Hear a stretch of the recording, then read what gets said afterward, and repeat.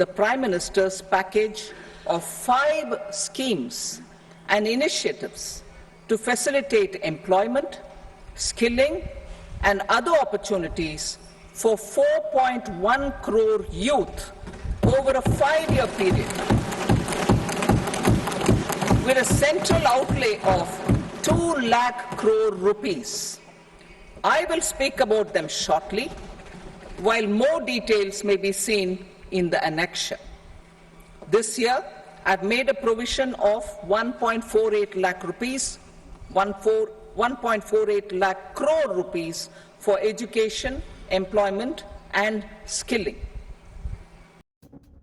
শিক্ষা, দক্ষতা বৃদ্ধি এবং কর্মসংস্থান এই 3 সূত্রকে বেঁধে শিক্ষাক্ষেত্রে 1.48 লক্ষ কোটি টাকা বরাদ্দ অর্থমন্ত্রী নির্মলা সীতারামনের।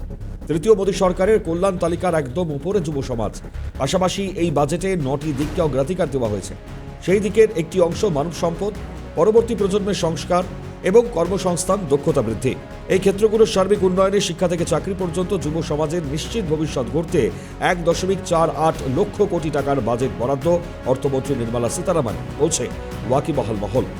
মোদী সরকার গৃহীত 5 প্রকল্পের আওতায় 4.1 কোটি যুবক এই বরাদ্দে উপকৃত হবেন দাবি করছেন Nirmala Sitharaman.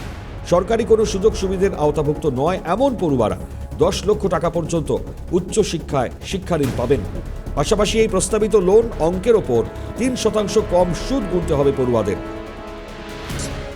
For helping our youth who have not been eligible for any benefit under government schemes and policies, I am happy to announce a financial support for loans up to 10 lakh rupees for higher education in domestic institutions.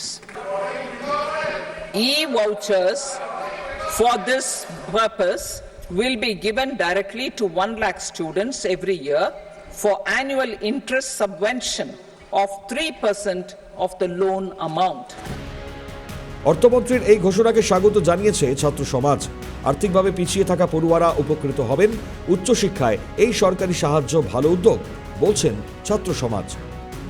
অবশ্যই যারা যদি সত্যি আর্থিকভাবে প্রয়োজন যেসব স্টুডেন্টের, সেসব স্টুডেন্টদের ক্ষেত্রে অবশ্যই ভালো হবে। কারণ অনেক স্টুডেন্টই আছে যারা পয়সার খুবই কারণে উচ্চশিক্ষা স্বীকৃত হতে পারে না।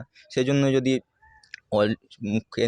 রাজ্য সরকার ইতিমধ্যেই একটা ব্যবস্থা রয়েছে, তার সঙ্গে যদি কেন্দ্র সরকারও যদি আমাদেরকে একসঙ্গে সাহায্য করে, তাহলে অবশ্যই আমাদের দুটো একসঙ্গে দিলে খুবই ভালো হবে। পিছিয়ে পড়া যে স্টুডেন্টরা আছে তাদের ভালো হলো।